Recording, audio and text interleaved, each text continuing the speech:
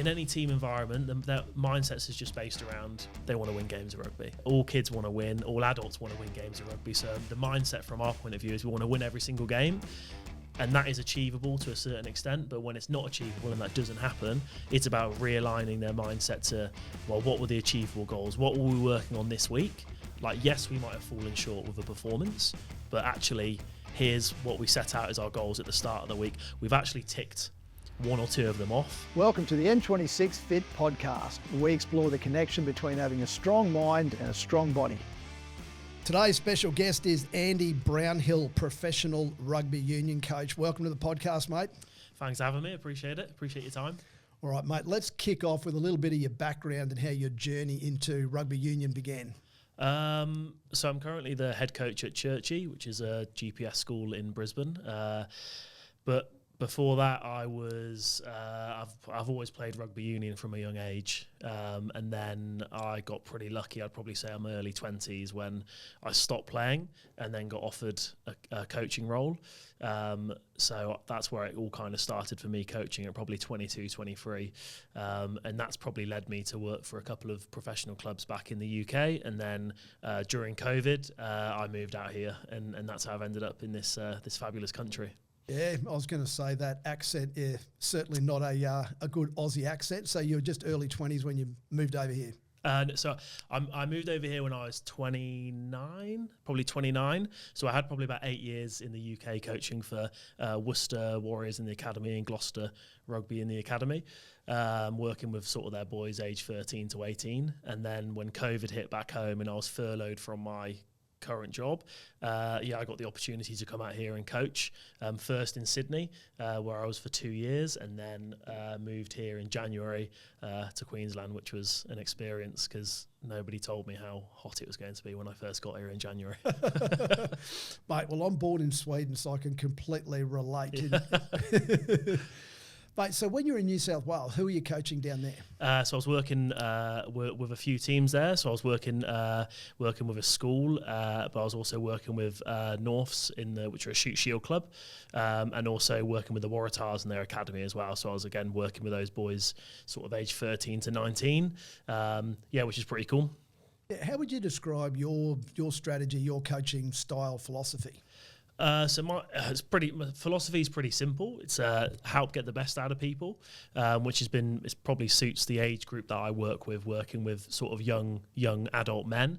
And then from there, actual coaching is I'm probably more towards the sort of, say, a player-led mentality in terms of sort of giving them some autonomy over what's happening, but at the same time helping guiding them. So I'm not like that sergeant major style coach that has been around for sort of still around now. But yeah, I'm more of a blend of the two basically, where I have a set way that I want to play and train, but also at the same time, I'm very mindful of ensuring that the players have to have some kind of a say and giving you feedback so you can change and help what you need to do. What do you reckon the most highly valued attribute that you look for in a player?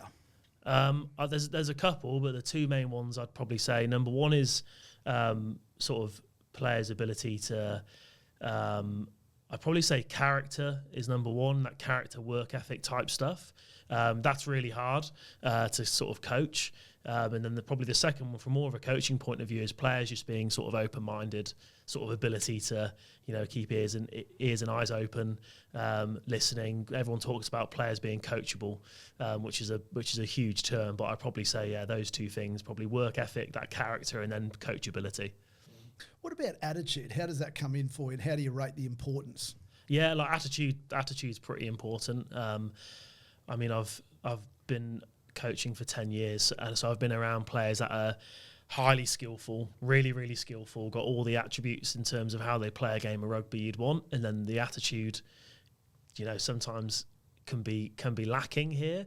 And I always say, and someone told me this years ago, around like skill and your ability of being a really good player will get you into a team.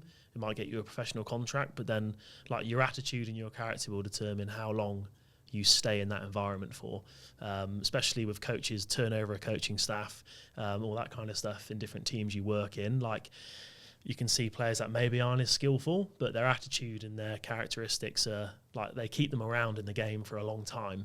But yeah, I'd probably say that's important. Yeah, I'd imagine because you do a little bit of scouting as well, trying to find different players.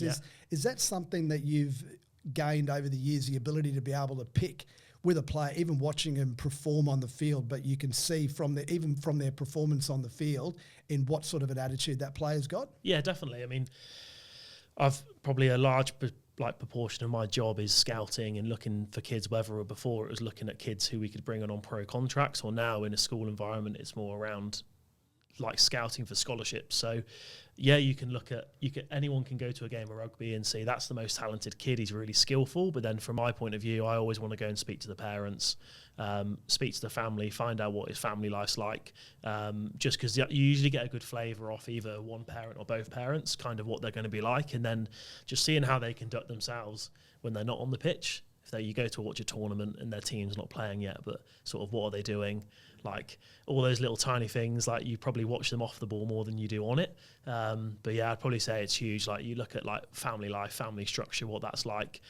Usually, you're a product of your environment to a certain extent. It's interesting. My old man's got a saying that the apples don't fall too far from the tree. So yeah, very true. That is very true. Like I say to people all the time, from a coaching point of view, I obviously spend a lot of time coaching rugby skills and ability, but like that's probably just 25% of the job. Like the other percentage is spent on trying to help them grow as sort of young people and just like a good friend of mine once said, Sean, he said, like better people make better rugby players. And that hit home for me. Like if you can work on their characteristics, on their attitude, like just working on those sort of soft skills, they're going to be a better player for it and a better team player in the long term. And like I always say to people, I was lucky. I had a dad in the military and a mum from a military background. So I've always been surrounded by like just that, seeing those characteristics on a daily basis around people working hard, like how people conduct themselves. Like I had no option because I had both sets of parents who would pull me in line very quickly if I strayed away from it. But yeah. How about visualisation? I know there's a lot of talk about amongst the sporting community around visualisation. Is that something that you coach, or what are your thought processes around that? I say in the pro game, visualization, you can do a lot more with visualization because you can get external people in to help with that sort of stuff. But from my point of view at the moment, especially working in a school environment, you can do visualization even around out on the training field, around setting scenarios on the coaching field, around what like in this situation here, the defence are doing this, like, and getting players to walk through it, feeling what it's like getting them in their head working, like all that kind of stuff you can do. Like we only have a short amount of time to do it every week, but you can fit it in. Even like before a game, like getting the boys in a huddle and getting them all to close their eyes and saying to them, like, just visualise the first kickoff, the first moment, just all that. I believe there's a place for it and it works. And it's definitely helpful. You just got to find time for it in your schedule. You find with some of the guys that you're working with, because obviously they're a fairly young age, just what their internal belief systems are like, and is that something else that you try and promote amongst the guys? Yeah, definitely. I mean, they're because they're young. Like the majority of them are between 16 and 18, so there's so much happening at that age with themselves. From my point of view, that like you got to get to understand them really quickly, and understanding their family life and their friendship circles and who they hang around with helps massively in that. And that's when, as soon as you get, we do a thing at the start of the season where we get them to talk about their own values and their own beliefs, and that gives you a good indication of where they're at, because a lot of kids at 16 or 15 or 17 haven't been asked, like, what are your beliefs, what are your values? Like, they've probably never been asked that question before.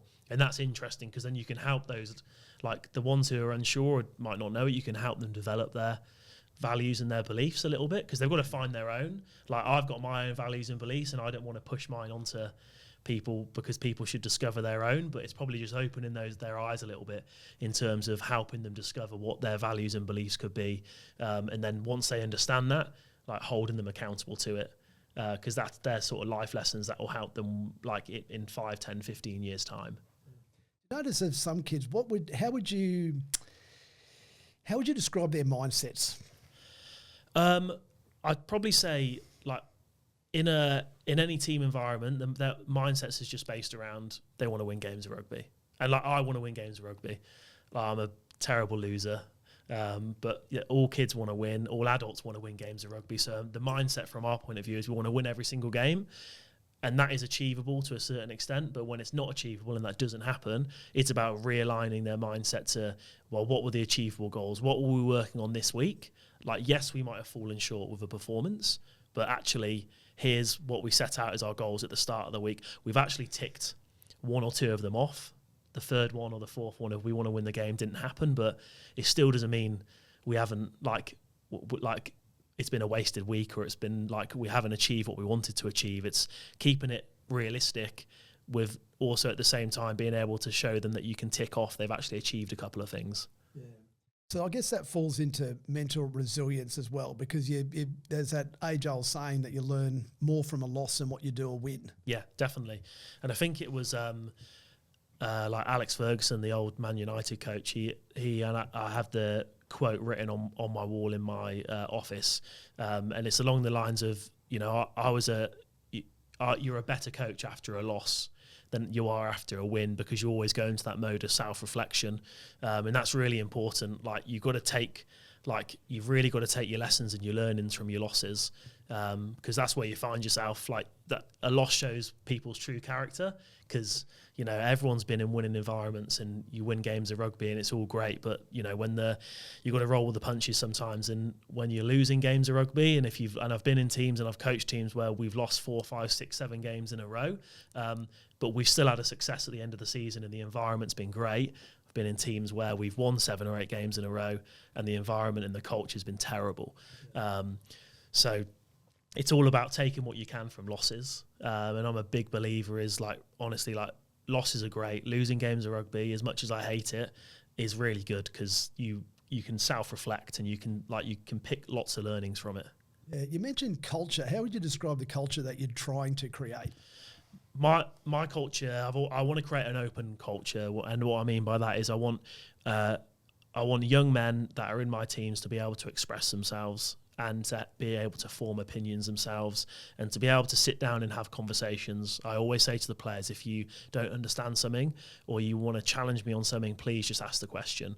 Like, you've got to have that two-way communication, like, recognize all the good stuff that happens around you, but at the same time, like, you can't have all the answers as a coach. The first thing I said to the boys this year, I said that to them, I was like, I don't have all the answers. I do not profess to have all the answers. I'm going to make mistakes.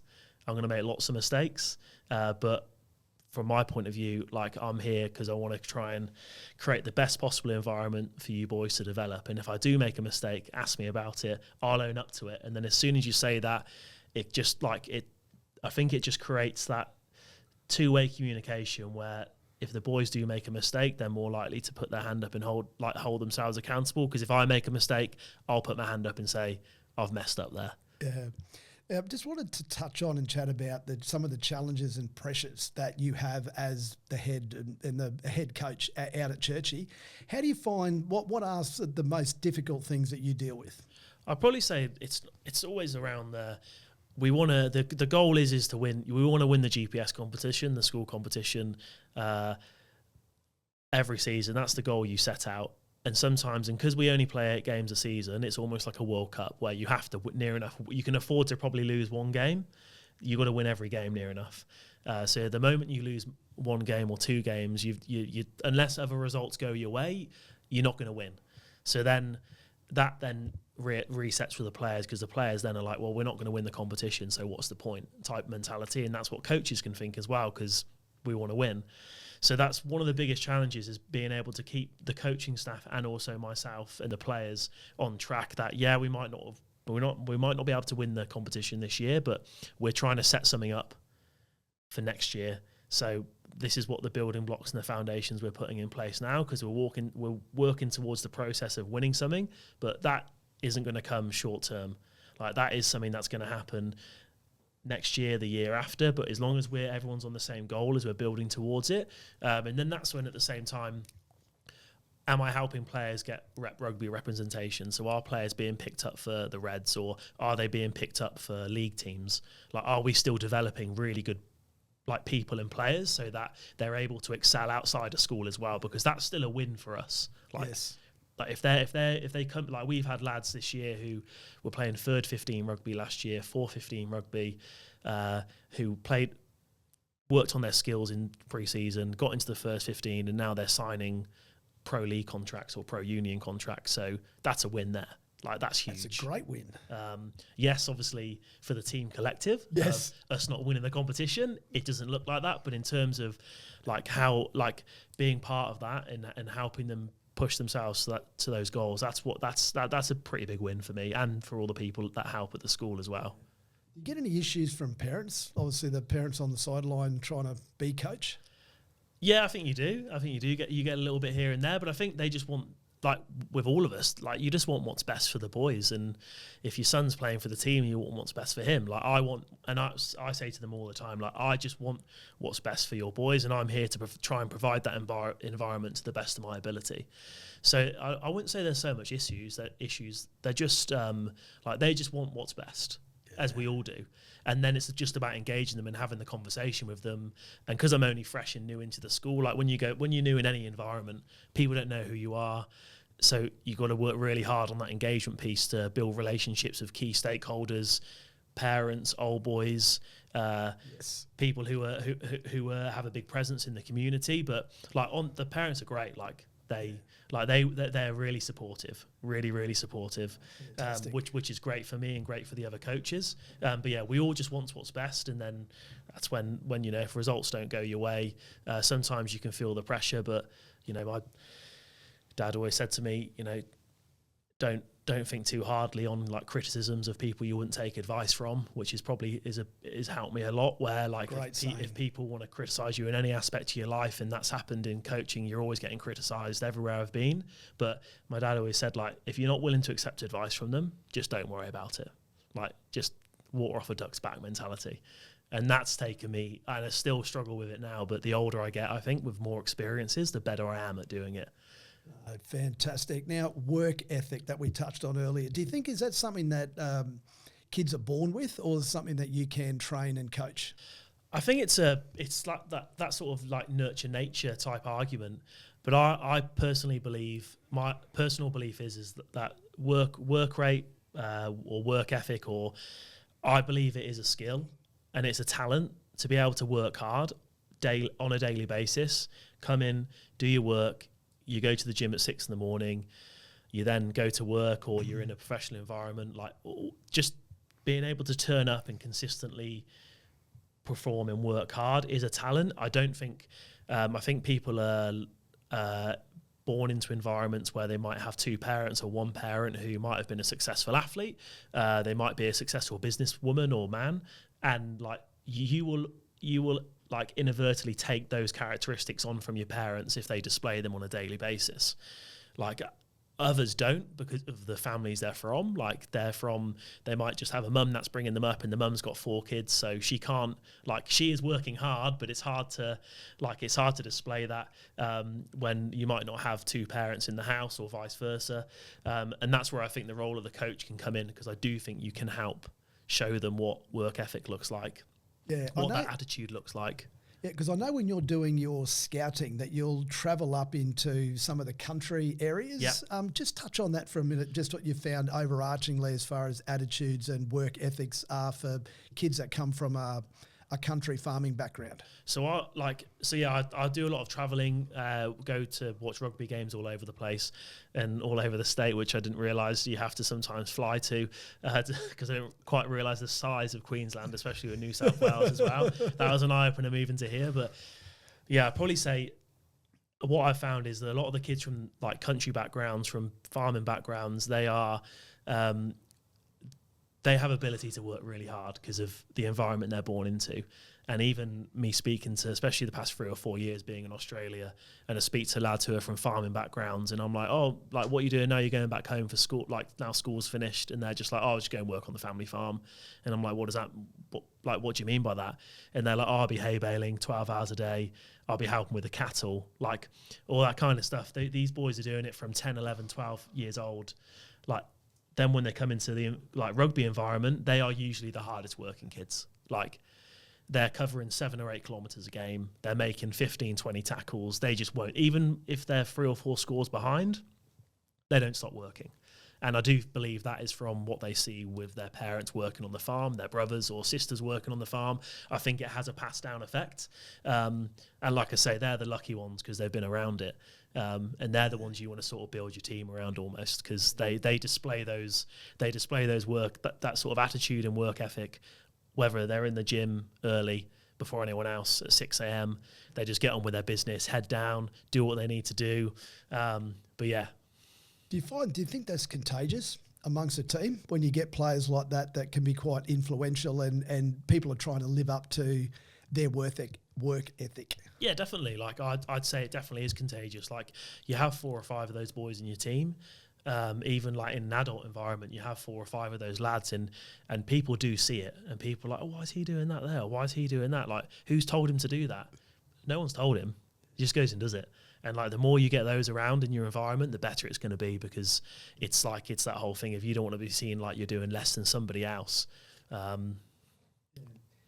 Discipline and consistency, they're 2 things that are massive for me that I think as far as lasting success goes. How powerful do you think they are? Yeah, like massively. I'd say human nature is like we want to take shortcuts. We want to get the easy option. We all like if we can do something and require 25% less of our time and effort and we get the same outcome, we always want to try and do it. But the reality is that's just not the case in life. So I always like to highlight all the off the ball stuff. If I'm rewatching a game of rugby and there's a kid who scores a try, brilliant. We want to highlight that. But I also want to highlight the 3 or 4 boys who are running off the ball to try and support him. Like those lads I also highlight and say that's more important than the try, because they're working really hard, and that's just discipline. To do that repeatedly, repeat efforts, making consistent tackles all the time, or even if it's we've had lads that have turned up to 17 gym sessions in a row and haven't missed a gym session. Like that's discipline. That's determination to keep going, even when we all wake up and we feel a bit crap in the morning, but to get out of bed, come to a gym session. Some people are leaving their house at 4:30, 5 in the morning. I think it's important to highlight that to the group and say to them, look, we've got like lads here who are going above and beyond to get in. That's discipline, and that discipline is going to carry you through into life. Like if you can work hard when you're 16, 17, 18 in a rugby environment, and like when you go into the big world, and whether you go to university or you get employed by a business, like it sounds stupid, but turning up on time, wearing the right clothes, being able to shake someone's hand, look them in the eye, like they're all, that's it. It requires discipline. Learn how to do that. I think there's a huge place in it. Yeah, just to describe for us, because I know that the operation that you guys run, like it might be a GPS school, but it's a pretty professional organisation. Yeah. So from a coaching standpoint, who else do you have around you in your team? So we're, like I said, it's all the GPS schools are pretty much the same as well. So like it's like a professional environment. Yes. And the facilities that we have are just as good, if not better, than pro environments I've coached in back home in terms of the gym setup. Like we've got 2 full-time S&C staff at the school, 2 of the hardest working people I've ever come across, because they're in at 5, not leave until 5:30, 6. Like, so the boys have got all that. The gym is unbelievable. The facilities, the technology we've got, games being filmed, GPS units, 3 rugby sessions a week, analysis sessions, gym sessions. They get all the advice, all the help they need around physio, triage. It's just the same as what you'd get in a pro environment. And it's amazing. It is amazing for them and for the coaches. And then from my point of view, I have like 3 assistant coaches underneath me. So I've got a good coaching team. Then you put the 2 S&C staff in there as well. And then I have a guy that helps with analysis. So I'm looking at 6 or 7 members of staff that are working with me. Plus I've got my boss above me as well. So it's a big operation. Yeah. Touch more a bit about that analysis stuff. Do you guys have does technology play much of a part within the organisation? Yeah, so we have like all the boys have GPS units, so we can track how hard they're working in games and the distance travelled, which is good for me because I can print that off and I can data. See it's straight up data that I can show the boys and say, look, this is how hard someone's working. This is how hard, because there's no hiding from stats. And then from a rugby point of view, we have an analysis guy who will watch the game back and he will pull out all the data in terms of percentage of like tackles made, ball in play time. We're trying to play a certain style of rugby, so do the stats align with how we're trying to play? And then for me, I can look at that, and if that isn't the case, it can help me then dictate how I'm going to set up training for that week. So yeah, the stat, like the analysis stuff's huge, and then I watch the game back 5 or 6 times, add my own stuff in there as well. But yeah, so it's pretty big. Like like I said, it's just the same as what they'd have in a pro environment. In terms of nutrition, you guys have dietitians, or what are your thoughts around that? We don't have dietitians, but we have our S&C staff are pretty well tooled up in that area. So the boys come and ask me around nutritional advice, and I'm like, I'm not your guy. You can go and chat to the S&C staff around that, but they've got masters in this sort of stuff. So for them, like all that advice around food intake, fluid intake, like they get very good advice from them as well. So they can pretty much, it all goes hand in hand, but any aspect around making performance better, we've got the base covered. Yeah. You guys do skin folds and weighing as well, just keeping a track of the players' weights? Yeah, they do weigh-ins and stuff like that. They don't do skin folds. But yeah, I mean, we've got a skin pincher at work, which I've used on myself from a staff point of view, and I can probably say I'm probably not the fittest there on that. I can say that now, and I probably would never do that again. It gives me flashbacks to playing rugby using a skin fold. But yeah, we'll do weigh-ins, track the boys' weight, all that kind of stuff, which is good, because then again, that all goes to, they do all their sciencey stuff with that. Which I don't really know too much about. Well, that's their remit, so I'll let them do that. But yeah, all that kind of stuff they'll track as well. What about rest and recovery? Do you guys have some gear and some technology around that as well, like those Nordic boots and things? Yeah, we've got those. We've got sounds crazy again for a school environment, but we've probably got 10 sets of those Nordic boots that you can put on. We've got things that can go around their hip. We've got all the massage guns. We've got 3 or 4 ice baths. So that from a recovery point of view, they finish training straight in the ice bath. Yep. GPS units are off. S&C are pulling the data off. That gets sent on a spreadsheet to me. So straight away, as soon as training's finished, they're kind of told ice baths, fluids, what foods to eat, protein, all that kind of stuff. So yeah, it's pretty big. Wow, that it certainly sounds like a full-on operation. Maybe just explain to our listeners those Nordic boots, those compression boots. What do they do? So they, in terms of especially if you've had a lot of running Ks, so that some of these boys will be covering 5 or 6 Ks in training as well. So if we're doing 3 training sessions a week, they're looking at 12, 13, maybe 15 Ks before we've got to the game. And then in the game, some boys are pushing 8.5 to 9 kilometres a game. So those compression boots are helping with circulation. More blood they can get around. It's going to help with recovery. Couple that with fluids, right food. Those Nordic boots are like, would buy a pair for myself to use at home because they're invaluable. Like even for me, just as gym classes and stuff, it helps definitely. Yep. Now I want to know, what is the dumbest decision that you've ever made? I'd probably say dumbest decision from a rugby point of view is probably I've sacked somebody before. That was based on probably I allowed other people's opinions to form my own opinion on somebody and got rid of them. And I put that down to naivety and age of being younger, rather than doing my own homework into it. And I went on what other people, so I got led astray by 3 or 4 other people that led to me sacking somebody, when I look back on it now and it was the wrong decision and I shouldn't have done it, and the way I handled it was terrible. Yeah. Like I look back on it and it's embarrassing. But it's such an important lesson for me, because when I've had to do it since and sort of move people on, like it's definitely transformed how I do that, like having a real one-to-one sit down with them, but also just developing your own ideas and actually getting to the bottom of it yourself rather than relying on other people. Yeah, it's amazing. I've made plenty of dumb decisions. It's great that the lessons that you get to learn from that is absolutely invaluable. Now, future of rugby, how do you think it's looking? Firstly, just at the school, like I know that you've got a fairly young team at the moment. At the school, it's good. So when I came in, I only had, I think, four players that had played first 15 rugby the year before. So, which was great, because they had quite a lot of experience from the year before. But for next season, I've got 13, 14 boys returning into the first 15 environment. So we've got a huge team coming back that have played this year together. So cohesion's going to be higher. They know the style of rugby. They know the expectations. So it's this year will be a lot not easier, but it will be, the hard graft has been done. The foundations have been laid. So next year we can really push on. Again, we want to win the competition. But again, it's that realization of where we're going to end up. Like, we want to push to win it, definitely. So yeah, we'll be in a lot better place next season than we were this year. And then, yeah, probably rugby in Australia, I'd say I personally think Union's in a really good space. It's getting loads of negative press at the moment, but like Joe Smith's in there. He's probably the best coach to do it in the world. He transformed Ireland. They're back to number one team in the world again, off the back of sort of the foundations that he put in there.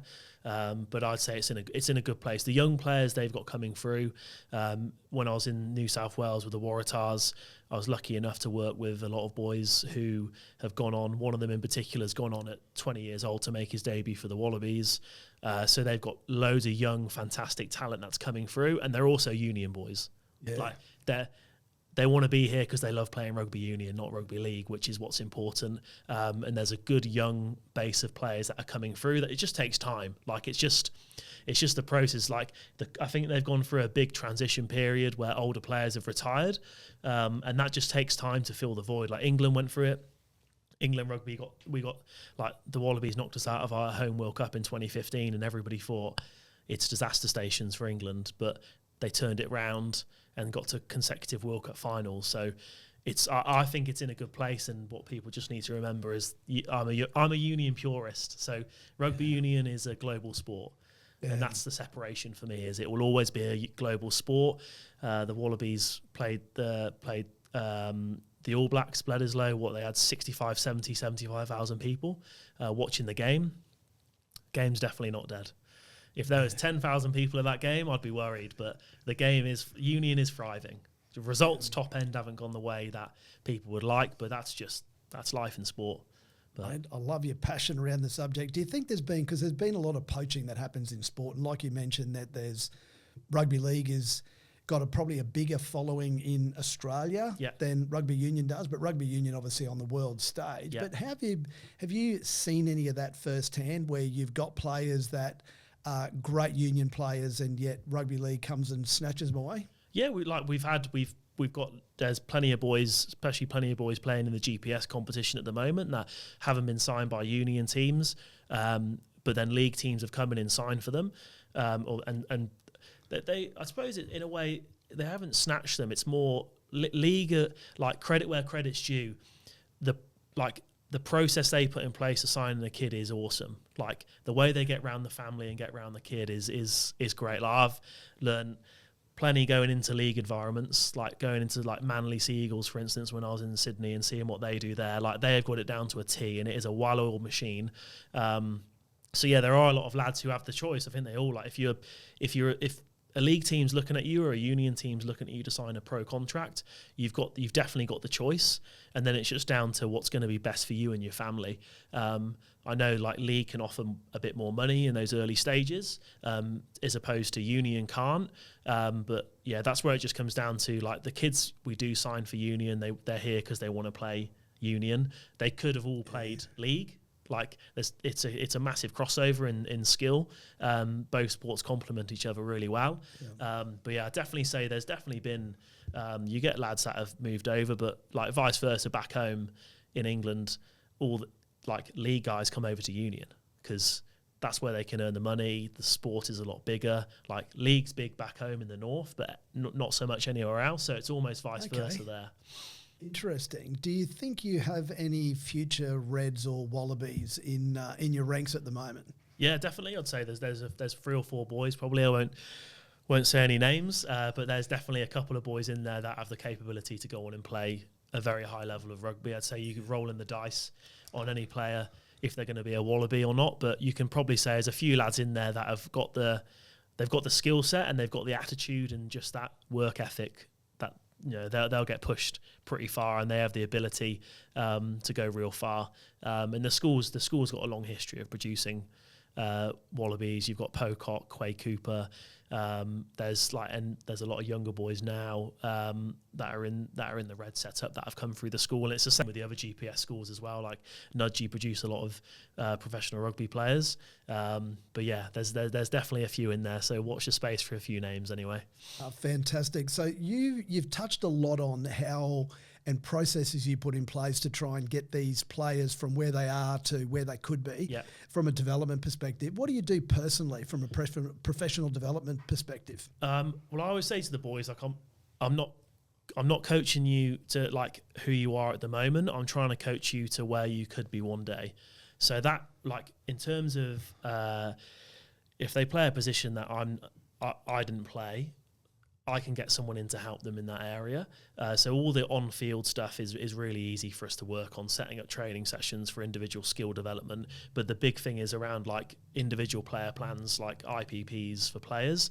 So each player gets one. We have all the rugby stuff on there that we touch on, but then there's stuff around their schooling, academics, and then there's a big area on the sort of holistic stuff, which is around developing their attitude, developing their work rate, like work ethic, values and beliefs, and then getting them to come up with a couple themselves and then holding them accountable for that, whether that's how hard they work when they're in the classroom. If there's behavioural problems, I can always go back to that with them and say, well, I didn't come up with this, you came up with this. And then it's holding them accountable to that holistical soft skill stuff, which I think I still to this day don't think it gets worked on enough. I think people concentrate too much on the rugby outcome, which is obviously great, we want, but at the same time, like, we don't just want the best people, we want the right people. We want to develop good human beings. And I know it's all that pink and fluffy stuff that people say, oh, it doesn't matter, what matters if we're winning games or not. That is important, but at the same time, we've got to be developing good people. Like the old Greek saying around society grows great when old men plant trees, the shade of which they'll never sit in. You're doing something now to help benefit someone, and you might not see the benefits for 10, 15 years time. Like, what sort of a husband's that person going to be one day, or boyfriend? What work colleague are they going to be like? If they're a good person because they've had 3 or 4 years in an environment that I've had some say over, I've probably done a good job, is what I'd probably say. Mate, that is an awesome way to look at it. Now, as a coach, professional coach, you've got plenty of average punters out there listening, and obviously what we're all about is 26 minutes every day, both mentally and physically. What are some suggestions that you could say the average punter could be doing every single day to improve their health and their fitness? I'd probably say getting outside, number one. I'd say the big thing in coaching is we're really time poor, and we're always sat on a laptop watching games of rugby, coding games of rugby, and we get so sucked into it, and then it's really, your mental health can get greatly impacted from that, and every coach goes through it, especially if you work away from home. Like, all of my family are in the UK, so I don't have a single family member over here. So for me, like, I'm on my own to a certain extent. So getting outside, like, I started doing gym classes for the first time ever this year, like doing spin classes for half an hour, which kill me, and I hate it. I feel great afterwards, but when I'm in that dark place, 20 minutes in, so trying to get out for half an hour, like you said, like even like 26 is perfect. Getting out there, walking, like, get the sun on you, especially in a place like this, like getting outside, even if it's like go walking with friends, like just get talking, get chatting, getting out there. Like, you just got to find time for it, and you can, and then you feel so much better afterwards. And for me, if it improves my mental well-being and my mental health, then that's what it's about for me. Like, if I don't do it, I'm in a terribly bad mood. So, like, pushing myself to go and do it is it's pretty important for me, and I feel probably everyone can do that. Even if, like, you've got a lunch break and you work in the city, like, just get outside. Like, fresh air is the best thing for you. I couldn't agree more, and I love the fact you're practicing what you preach, mate. Well done. Yeah. Quick fire question time, mate. You ready? Yeah. What's the first thing you do when you wake up in the morning? Straight to coffee. A song you have to sing along to? I'd say Slide Away by Oasis. The most used app on your phone? Twitter. Your favourite workout routine when you're busy? Spin. Life impacting book that you've read?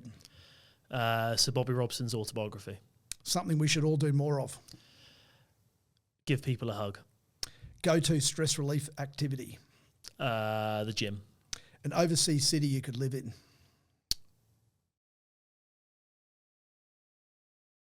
Porto. The most practical advice you've ever received? Again, I'd say from a dad, and that would be don't worry about criticism from people you wouldn't take advice from. Favourite quote or saying? Society grows great when old men plant trees, the shade of which they never sit in. Awesome. One thing you can't live without? Food. Favourite way to unwind after a long day? Swimming. Who's had the biggest influence in your life? That's coaching, a good friend of mine, Sean Perry. Favourite athlete that you admire?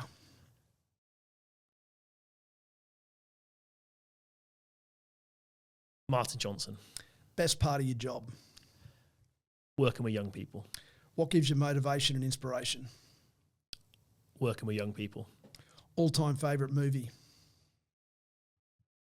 Die Hard. One word to describe yourself? Positive. Righto, mate. Last question. Finish this sentence, I believe. Anything's possible.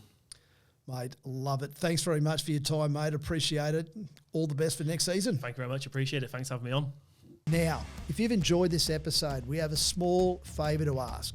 Please take a moment to subscribe, review, and share this podcast with someone you think will appreciate it. Your support helps us reach more listeners, and we can continue delivering content that educate, inspires, and empowers you. Don't forget to follow us on social media to stay in the loop with all our latest news. 2024 is going to be a huge year, and we'll continue running our weekly Friday morning kayaking sessions on the beautiful Brisbane River, along with plenty more thrilling adventures, exciting activities and challenges are planned. We'd love for you to join us and be part of our growing community. Remember, success is all about consistency. And by investing 26 minutes exercising both your mind and your body every day, you too can become the strongest, fittest, and healthiest version of you.